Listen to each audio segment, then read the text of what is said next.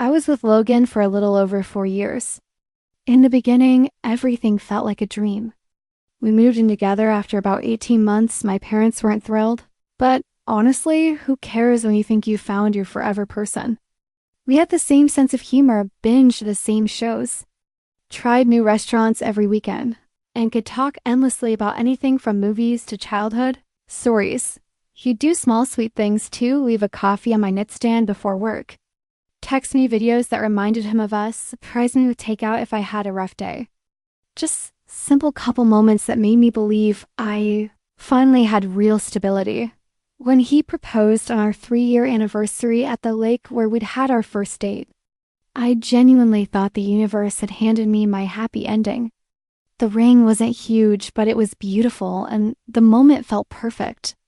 I posted the obligatory ring photo, called my mom sobbing happy tears, and immediately jumped into wedding planning like every excited bride-to-be. But around 6 months after the engagement, something started shifting in ways I couldn't put my finger on. It began quietly, little comments about my appearance that didn't feel like jokes. Things like, "You'd look amazing if you toned up a bit. Maybe try a more polished hairstyle. That dress is cute, but you could choose something more elegant." At first, I laughed them off because that's what I always did. But the comments kept coming, spreading into other parts of my life. He'd correct me in front of his friends, question my job, tell me I needed to be more driven if I wanted to keep up with his ambitions. Even my family wasn't safe from his judgments. He'd say they were too. Simple, and that I needed to elevate myself if I wanted to fit into his world. I wish I could say I stood up for myself right away, but instead, I internalized it. I started trying harder to be what he wanted: new wardrobe, new hair, online classes, longer work hours. Looking back, it hurts how much I tried to mold myself into some version he would approve of. Then came the breaking point. Just 3 months before our wedding. We were going over final details when he made a comment about being worried my wedding dress wouldn't be classy enough for his family. I asked what he meant, and that's when everything snapped. He launched into a rant about how he'd been settling, how he deserved someone who could represent him better, how his family had concerns about me. Then came the sentence that will probably stay with me forever: "You're not worthy of being my wife. I can find someone better." I didn't cry. I didn't yell. I laughed, not because it was funny, because the absurdity hit me all at once. This man, whom I'd spent years trying to please, genuinely believed I wasn't good enough for him. Still laughing, I told him he was right. We shouldn't get married. But not because I wasn't worthy, because I deserved better. I grabbed my purse, walked out of our apartment, and drove straight to my best friend Jenna's place. The tears didn't come until much later, after the shock wore off. 4 years with someone is a long time to unravel, but underneath the heartbreak, I felt this strange sense of relief. Like I'd finally stepped out of a fog I didn't know I was living in. The next few days were chaos. Logan blew up my phone, angry, then apologetic, then manipulative, saying I was overreacting, that he was just stressed, that I'd regret leaving him. I stayed with Jenna for 2 weeks while canceling the wedding. It was a nightmare, thank God for wedding insurance. My parents helped, though my mom quietly worried about the gossip. Small town problems, I guess. The worst part was returning to pack my things. I went when I knew he'd be at work, but of course, he showed up halfway through. He kept switching between begging and belittling, saying I'd never find someone else at my age. I was 29, apparently ancient in Loganland, and what really stung was that through all his speeches, not once did he say he loved me. Not once did he say he'd miss me. It was all about appearances, reputation, what people would think. That's when I knew for sure leaving him wasn't just right. It was necessary. I found a small apartment across town. For the first time in forever, I had my own space decorated exactly how I liked. Peaceful, quiet mine. I started remembering who I was before him. I picked up hobbies he used to call childish, reconnected with friends he didn't like, and slowly rebuilt myself. 6 weeks later, A friend told me Logan was telling people I'd had a mental breakdown. And that's why we ended things. Classic. Thought about defending myself, but realized the people who mattered already knew the truth. His texts kept coming. Weird nostalgic messages, never apologies. Just breadcrumbs. I ignored them all. Now it's been 3 months since that night, and honestly, I'm okay. Better than okay. Still healing, still rebuilding, but finally excited about what comes next. It's been about 8 months since everything with Logan blew up, and honestly, life managed to twist itself into something I never expected. Thank you to everyone who commented on the original post. You all got me through nights when I questioned everything. So, where do I even begin? Probably with the part that hit me the hardest at first. Logan moving on. About a month after my last update, I heard through mutual friends that he was dating someone new. Her name was Tessa, and apparently she was the exact opposite of me. Wealthy family. Impressive corporate job, lived in the city. And, according to my best friend Jenna, dressed like she lived inside a fashion billboard. Hearing that stung. I won't lie. Even though I knew Logan wasn't my person, there's something brutal about seeing someone replace you so quickly after 4 years together. I spiraled for a weekend, looked at old photos, replayed conversations in my head, wondered if maybe I hadn't tried hard enough. But then I remembered that night. You're not worthy of being my wife. The moment everything snapped into focus. Therapy helped too. Yes, I started therapy. And my therapist made me realize something so simple but so powerful. If you have to change yourself to be worthy of someone's love, that love was never real. Anyway, Jenna eventually dragged me out for dinner, insisting I needed to be social again. She also mentioned her brother was having a birthday gathering and practically begged me to come. I agreed after 2 glasses of wine. Courage in liquid form, LOL. And that birthday? That's where I met Reed. He was one of Jenna's brother's old college friends, visiting town for the weekend. We ended up talking for hours without even trying, first in a big group, then outside on the back porch. Sitting on a squeaky swing talking about everything from podcasts to life goals to our worst fears. It felt easy, effortless. No pretending, no performing, no trying to be worthy. We exchanged numbers. He texted the next morning asking if I wanted to grab coffee before he headed home. Coffee turned into lunch. Lunch turned into a walk. The walk turned into dinner. We spent the entire day together without even noticing the time. Reed was different in all the ways that mattered. He listened. He asked questions.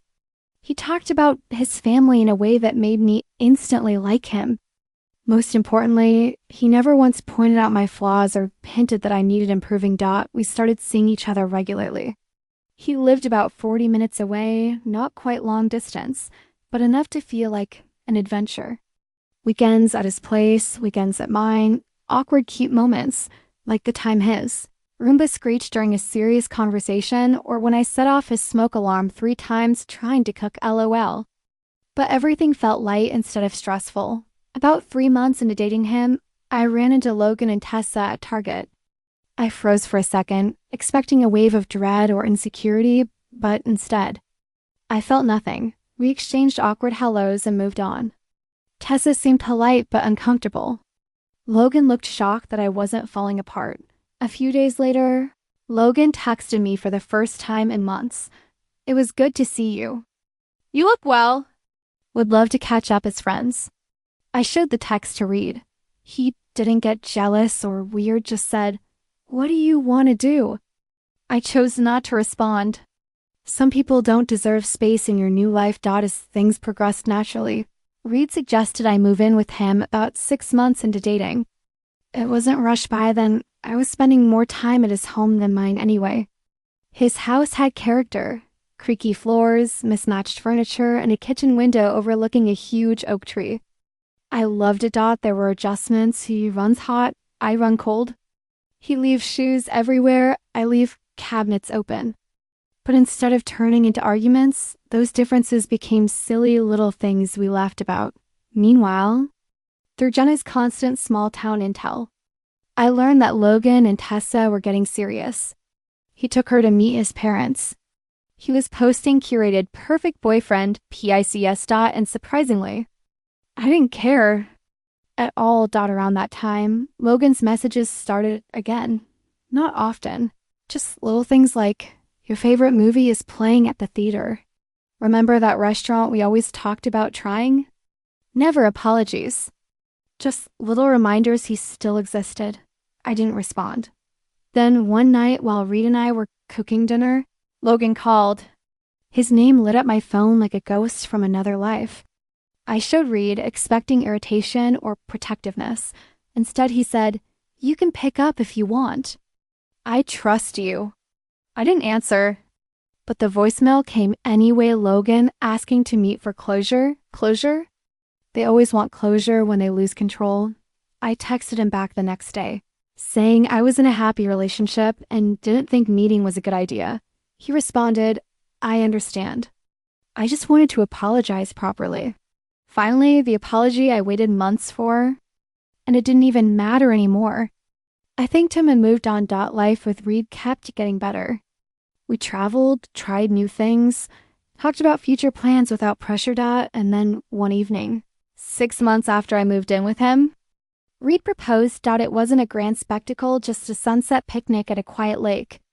Instead of the dramatic perfection Logan always wanted, it was warm, sincere, and intimate.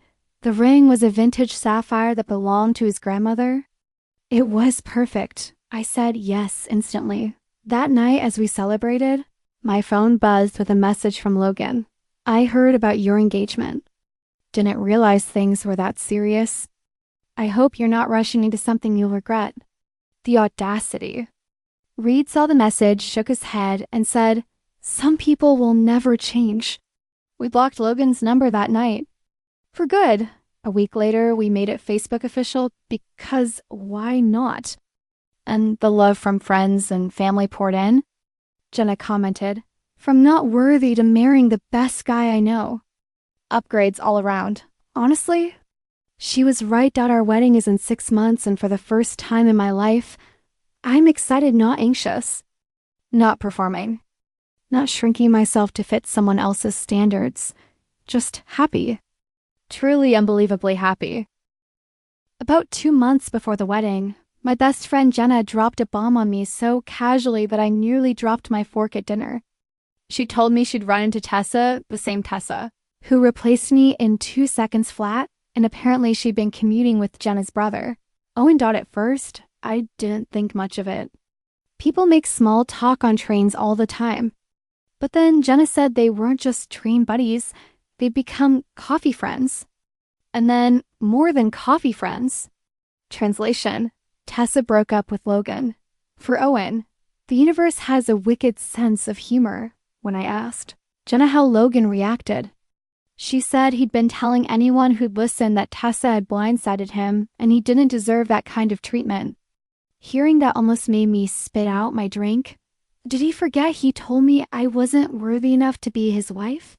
Did he forget he dumped me like trash because he thought he could do better? Now suddenly he was the victim?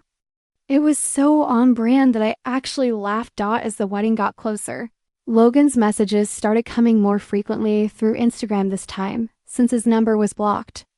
At first, the messages were vague and harmless. "Congrats again on your engagement. Heard your wedding is soon. Hope planning is going well." I ignored most of it. Reed knew about the messages, and he didn't make a big deal out of them, just told me. He trusted me and to tell him if it ever crossed a boundary. Then the tone shifted. "I've been thinking about us lately. I didn't appreciate you the way I should have. I know you'll probably ignore this, but I needed to say it." I didn't respond. I didn't even want to respond. 1 week before the wedding, Logan escalated. "Can we talk? Just once? For closure, I really need to apologize in person. Are you sure you're making the right decision?" That last message made my stomach flip, not because I doubted my decision, but because I couldn't believe the audacity. He was the one who tossed me aside like I was nothing, and now he wanted to question my choices. I stopped responding completely. Our actual wedding day was chaotic in the most perfect human way possible. It rained in the morning. My veil got snagged on a rose bush during pictures. Reed's nephew announced he had to pee in the middle of our vows, and it was still the most beautiful day of my life. Because it was real. It wasn't about impressing anyone or living up to some ridiculous standard. It was just us imperfect, joyful, and completely present. Of course, Logan had to try inserting himself into the day. My maid of honor, Jenna, had my phone and later showed me he called 3 times during the ceremony. 3 times. Imagine, thinking your ex-fiancé will step away from her wedding to take your call. Jenna just muted the calls and kept passing me tissues like nothing was happening. Reed and I went on a small honeymoon to a quiet beach town afterward. An Airbnb with an ocean view, local seafood, long walks, and 0 stress. It felt like stepping into a life I didn't even know I deserved. But the moment we got home, my phone had 177 missed calls from Logan, plus DMs ranging from, "I just need to talk to you," to "please don't ignore me," to "I made a huge mistake letting you go." I showed Reed, expecting anger, jealousy, something, but he just sighed, put his arm around me, and asked if I wanted him to handle it. I nodded. I didn't want another endless loop with Logan. I wanted peace. The next time Logan's name popped up on my screen. Reed picked up. "Hello, this is Harper's phone." There was a long pause before Logan asked if I was there. Reed didn't raise his voice or act territorial. He just calmly said, "She's unpacking from our honeymoon.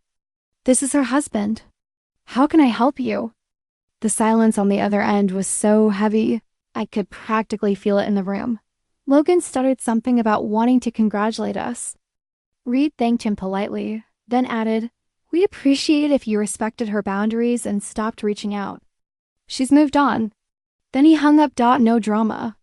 No unnecessary hostility. Just the exact level of firmness I had always wished for in a partner. Logan sent one last message after that. "I understand. I'm sorry for everything. You deserve to be happy." And for the first time in years, I felt the chapter truly close. I didn't reply. I didn't need to. Reed kissed my forehead and told me our next chapter was going to be even better. And I believed him not because I needed to, but because everything in my life finally felt right. About 6 months after the wedding, life had finally settled into this warm, steady rhythm that felt almost unreal after everything I'd been through. Reed and I were living comfortably, balancing work, home projects, weekend brunches with friends, and the occasional spontaneous road trip just because the weather was nice. We weren't tea perfect. We argued about dumb things like who left the milk out or whether the laundry should be folded immediately or eventually. But every conflict ended with understanding, not judgment. It still amazed me how peaceful life felt when you weren't constantly being measured or corrected. Meanwhile, through the grapevine, because small towns operate like unpaid private investigators, kept hearing updates about Logan. Apparently, after Daisy left him, he'd spiraled hard for a while. He bounced between living with friends, moving back home, and then briefly getting a roommate before that also fell apart. He cycled through a few jobs too, none of them lasting more than a month or 2. His pattern hadn't really changed. He still wanted something big without putting in the effort for it. I didn't feel angry anymore, or even smug, just removed. Like, I was hearing about a distant acquaintance, not someone I'd once planned to marry. The messages from him had stopped completely after Reed answered that phone call, which honestly was a blessing. I didn't realize how much space it had been taking up in my mind until it finally went quiet. For the first time in years, I felt like my life wasn't tethered to someone else's expectations. Around the 9-month mark, Reed and I began talking seriously about buying a house. Renting had been fine, but we both wanted a place we could really make our own. We toured what felt like dozens of houses, too small, too dark, too expensive, too weirdly shaped, until we finally found one that just felt right. A cozy 2-story place with an ancient fireplace, creaky floors, and a backyard with enough room for the garden I'd always dreamed of. We put in an offer, held our breath for 2 days, and then celebrated like children when it was accepted. Moving into our new house was chaotic and hilarious in all the best ways. The first night, Reed accidentally set off the smoke alarm trying to make celebratory pancakes at 10 p.m. The second night, the toilet made a noise that sounded like a ghost moaning. The week after that, we discovered a raccoon had been stealing the cat's food from the back deck. But every little disaster just made it feel more like our home, messy and imperfect, but ours. A month later, after settling in enough that boxes were no longer stacked like mini skyscrapers, we decided to host a small housewarming get-together. Just close friends and family, maybe 20 people all together. I spent the whole morning wiping down counters, arranging snacks, lighting candles, fluffing pillows, and trying to ignore the half-painted wall in the hallway that we still hadn't gotten around to finishing. The party started off great. Jenna brought champagne. Reed's brothers helped hang string lights in the backyard. Everybody wandered between the kitchen and porch, laughing, drinking, and talking about how the house had good bones, whatever that means. I was in the living room arranging a plate of cookies when I felt someone tapping my shoulder. It was Jenna, and she had that specific look on her face, the one she gets before delivering absolute emotional chaos. She leaned in close and whispered, "Don't freak out, but..." "Logan is outside." I froze. It was like my brain needed a full 10 seconds to process the words. Logan? Here? At my housewarming party? He hadn't contacted me once since the wedding. Why now? Jenna explained she'd found him standing awkwardly at the edge of the driveway holding a bottle of wine like a sad, misplaced guest who showed up to the wrong event. He looked nervous, she said, and a little off, not in a dangerous way, just like someone who'd convinced himself this was a good idea, only to realize too late that it absolutely wasn't. I took a deep breath and told Jenna to let him in. I wasn't afraid or anxious not anymore. I didn't want a scene, and I didn't want people whispering. Letting him in felt easier than pretending he wasn't there. Reed was talking to his dad in the garage when I went to get him. I explained the situation in a low voice, half expecting annoyance or irritation. Instead, he just blinked and said, "Okay, do you want me with you?" That steadiness was something I never got tired of.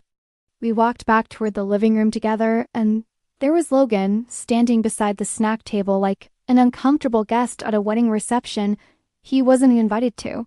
He gave a stiff smile and held out the wine bottle, the exact same brand he once criticized me for buying. The irony almost made me laugh. He made small talk at first, how nice the house was, how he must be settling in well, how the neighborhood seemed quiet. But his eyes kept flicking toward Reed in these quick, tense side glances. One of Reed's cousins wandered over, completely oblivious to the tension, and said something sweet about how Reed and I were perfect together. Logan's jaw tightened. I heard him mutter something under his breath, but I didn't catch it. When I asked him to repeat himself, he said it louder, that I wouldn't be here without him, and then the floodgates opened. He started talking about how he had prepared me for this life, how his criticism made me stronger, how he'd pushed me to grow. It was bizarre, twisted logic, like he truly believed he deserved credit for everything good in my life now. Before I could respond, Reed stepped in, calm, firm, no raised voice. Just, her growth belongs to her, not to someone who tore her down. And he gently suggested that maybe this wasn't the right place for this conversation. Logan didn't take the hint. He turned to me and asked if I ever wondered what might have happened if he hadn't let me go, as if that breakup had been his grand, noble sacrifice. I told him no, not of cruelty, just truth. I didn't wonder what could have been, because I was too grateful for what is. That breaking up was the best thing that could have happened. That worthiness isn't something someone else gets to define for you. And that I hoped he eventually figured out how to treat people with the respect they deserve. His expression tightened hurt, confusion, maybe even a flash of regret. But before he could say anything else, Jenna swooped in at the perfect time with a conversational grenade. She announced that Tessa and Owen were expecting a baby and had just bought a house across town. I watched the realization hit him like a freight train. He didn't explode or lash out, he just kind of deflated. All that bravado evaporated. He mumbled something about having another place to be and walked out. Reed walked him to the door. I stayed inside, and when Reed came back, he just kissed my cheek and said, "You handled that beautifully." And for the first time in years, I truly believed him. The morning after the housewarming party, I woke up expecting to feel shaken or emotional after seeing Logan again, but instead there was this oddly peaceful sense of finality settled deep inside me. It was like my mind finally closed a door that had been half open for years. I made coffee, stepped out onto the porch, and the sun was spilling across the backyard in that soft golden way. Reed joined me with his mug, kissed the side of my head, and we just stood there in quiet, breathing the same calm air. For the first time, the past felt exactly where it belonged behind me. Around noon, I realized my phone had been vibrating nonstop. When I checked it, there was one single message from Logan sent sometime early that morning. It said, "I'm sorry for yesterday. I didn't mean to cause a scene. I hope you're happy." The message was short, strangely subdued, and probably the closest thing to closure I'd ever get from him. I stared at it for a moment, not angry or sad, just distant. Then I put my phone down and walked away from it. Some conversations don't need replies. Some endings shouldn't be reopened. Life moved quickly after that. Reed and I took up fixing parts of the house over the next weeks, repainting the hallway properly, replacing the squeaky cabinet hinges, planting herbs in little clay pots along the kitchen window. Every project we tackled made the house feel more like ours.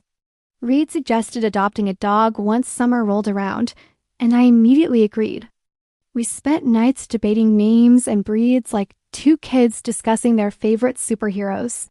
The weirdest thing happened in the middle of all this normal happiness. People in town had clearly heard about Logan showing up at the housewarming party, because suddenly neighbors I barely knew were pulling me aside saying things like, "You handled everything with such grace," or "Small towns never disappoint with drama." Monica claimed it was the local entertainment of the month. I didn't encourage the gossip, but I wasn't bothered by it either. It felt like a distant story that had nothing to do with who I was anymore. A week after the party, I finally heard the full aftermath. Apparently, Logan tried calling around to a few people afterward, telling different versions of the story, one where I'd been cold, another where Reed had intimidated him, another one where he insisted he was just trying to make things right. No one really bought it. In fact, his own cousin told Monica she thought Logan was stuck in some nostalgia loop where he thinks he can rewrite history. That part made me laugh more than it should have. But underneath all that chaos, I found something I didn't expect: empathy. Not for who Logan had been to me, but for the broken parts he clearly refused to see in himself. It didn't excuse anything he'd done, but it made me realize how lucky I was that I'd degrown out of that version of my life. Some people spend decades stuck in the same patterns. I was free. I chose to move forward. Reed and I settled more deeply into married life during those months, figuring out little routines that felt uniquely ours. He brewed coffee every morning because I always forget, and I'd handle dinner because he tends to burn anything that isn't boiled. On Fridays, we'd watch movies under a blanket that was too small for two people, but somehow worked. On Sundays, we'd take long drives with no destination, just music and the open road. I kept waiting for things to feel too good to be true, waiting for the other shoe to drop, because that's what years with the wrong person had trained me to expect. But no shoe dropped. Just steadiness. Just partnership. Just love. It wasn't until about a month after the housewarming that the final moment of closure unexpectedly arrived. I was leaving the grocery store, juggling bags and mentally calculating how many dinners I could make without returning for a week, when I saw Logan sitting in his car parked off to the side. He wasn't looking at me. He wasn't waiting for me. He was staring at something on his dashboard like the inside of his world was falling apart. For a brief second, I froze. Old instincts kicked in, the urge to shrink, to hurry, to pretend I hadn't seen him. But then something in me shifted. I just stood a little taller, adjusted the grocery bags in my hands, and kept walking. I didn't rush. I didn't hide. I didn't look back. I just walked forward and drove home to the life I built, the life I chose. That evening, sitting on the couch with Reed's arm around me and our half-finished mural of paint swatches still covering the opposite wall, I realized something important. Worthiness had never been something someone else got to assign me. It wasn't something Logan could take away with a single cruel sentence. It wasn't something I needed to earn through perfection or self-sacrifice. Worthiness was always mine. I just needed to leave the wrong hands to remember that. And now, with a home filled with laughter, a future filled with possibility, and a partner who sees me clearly without trying to change me, I finally understood the thing I wish I'd known years ago. Sometimes the heartbreak that shatters you is the same crack that lets the light in.